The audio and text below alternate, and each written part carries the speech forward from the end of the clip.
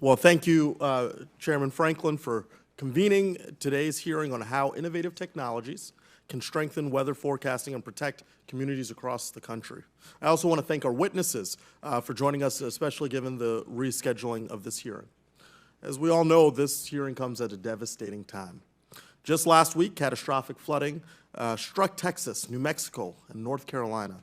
Texas lost at least 134 lives, 37 of whom were children, and at least 101 people remain missing.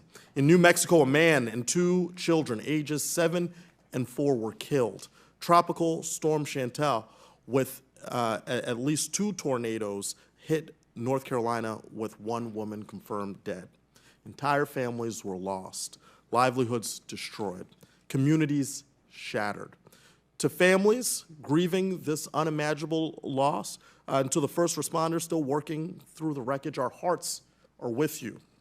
Unfortunately, this won't be the last disaster we face. Climate change is accelerating extreme weather, and we must do more to prepare our communities. We need to confront a hard truth. The United States cannot lead in weather prediction, cannot harness innovation, and cannot protect lives and property without people. Meteorologists who issue forecasts and warnings, hydrologists who model flood risks, climate scientists who analyze long-term trends, data analysts and modelers who improve forecast accuracy, emergency managers who translate forecasts into action, dedicated public servants, many represented here today, who work around the clock, ensuring our communities are warned and protected in real time. These experts are the backbone of America's weather enterprise. But this administration, the Trump administration, is taking a sledgehammer to that backbone. On May 2nd, 5 former directors of the National Weather Service wrote to President Trump with a stark warning. Our worst nightmare is that forecast offices will be so understaffed that there will be needless loss of life. This administration has already haphazardly gutted 15% of the National Weather Service's workforce. These were career public servants, scientists and forecasters, people who devoted their lives to keeping Americans safe. Now the remaining staff are asked to do the impossible, operate at full capacity with reduced numbers in an above-average Atlantic hurricane season. It's unacceptable. We're flying blind into the eye of the storm, quite literally. We're already seeing the consequences, and while it's too early to draw final conclusions about the tragic flooding in Texas, early reporting suggests that staff shortages in local weather forecasting offices may have impaired coordination with local officials. In the San Angelo forecasting offices, critical positions were vacant, including the meteorologist in charge, senior hydrologist, and a staff forecaster. Nearby, San Antonio's forecasting offices lacked a warning coordination meteorologist and science officer. These are not optional roles. These are life-saving roles.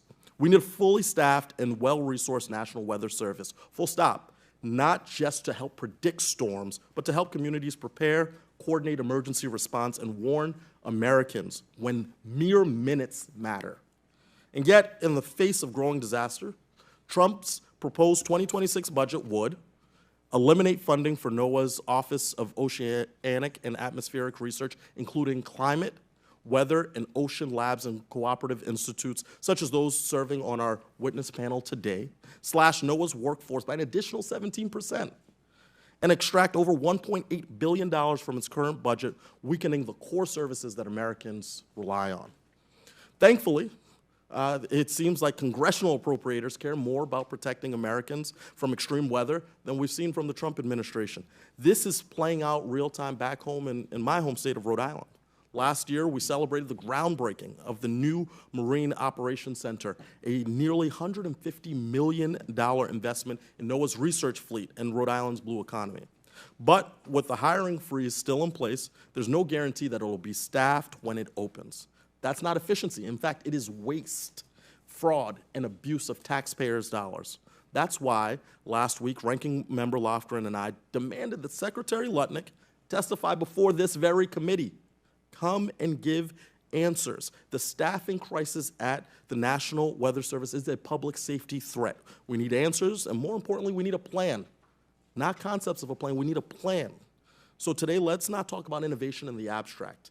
Let's talk about what it takes to make that innovation real. Investment in data, and commitment to people, and trust in science. Let's protect lives and property, not just in name, let's protect in practice. So thank you, and I yield back, Mr. Chairman.